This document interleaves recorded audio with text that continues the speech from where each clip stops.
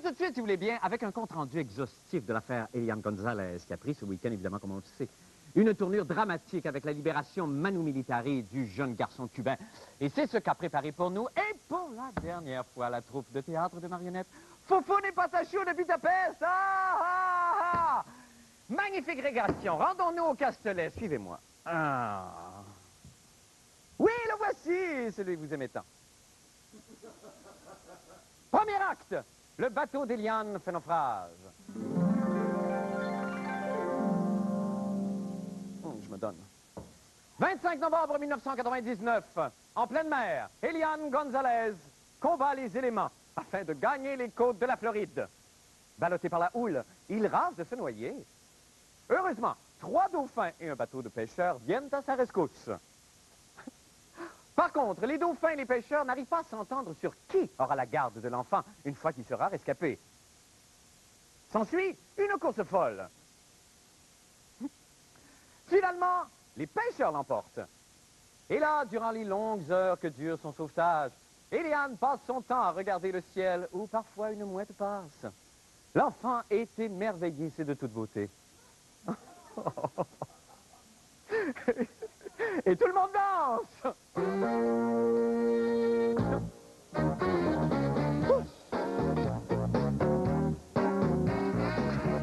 Oh! Fin du premier acte, bravo! Bravo! Dieu qu'on est en belle forme. Deuxième partie, qui aura la garde de l'enfant?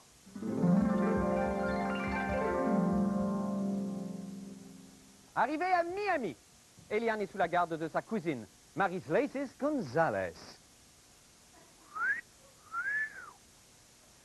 Elle apprend que le président cubain, M. Fidel Castro, veut récupérer l'enfant.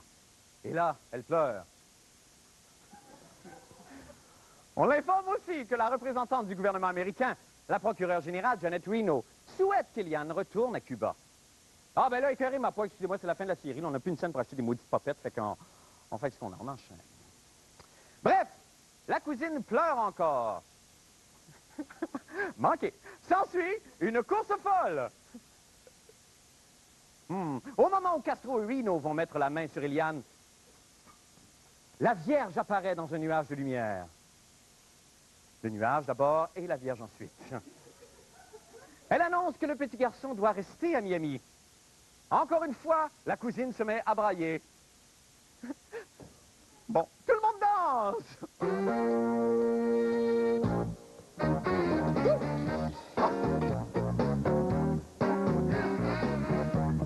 La Vierge s'est énervée et a cassé dans la vente. Fin de la deuxième partie, bravo. Troisième acte, la tension monte à Miami.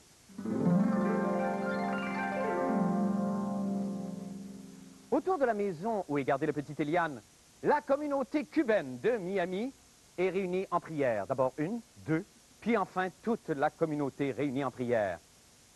Et bien voilà, c'est la communauté de Miami réunie en prière. Ah, voilà toute la communauté réunie. Pendant ce temps, à Montréal, voyant la popularité du jeune garçon, le chanteur Johnny Hallyday, fou de jalousie, décide de se jeter à l'eau, lui, pour se faire sauver lui-même par des dauphins. Une truite arc-en-ciel le sauve. Ils se marient et font la première page du Paris Match. Johnny et Truita, enfin le bonheur. Elle a 45 ans de moins que lui. Apprenant cela, la cousine d'Eliane pleure. Oups, non. Je m'excuse cette fois-ci, elle ne pleure pas.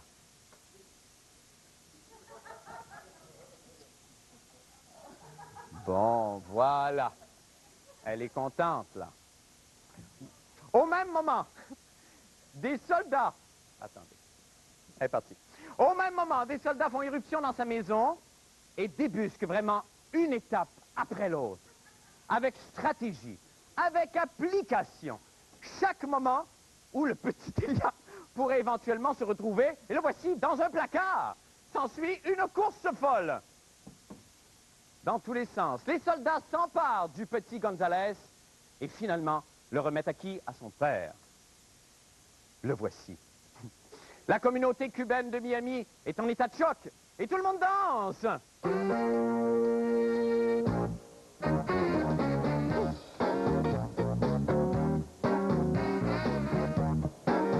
Oui, présentation. Eh bien, c'était le dernier spectacle de Foufoune et Batachou.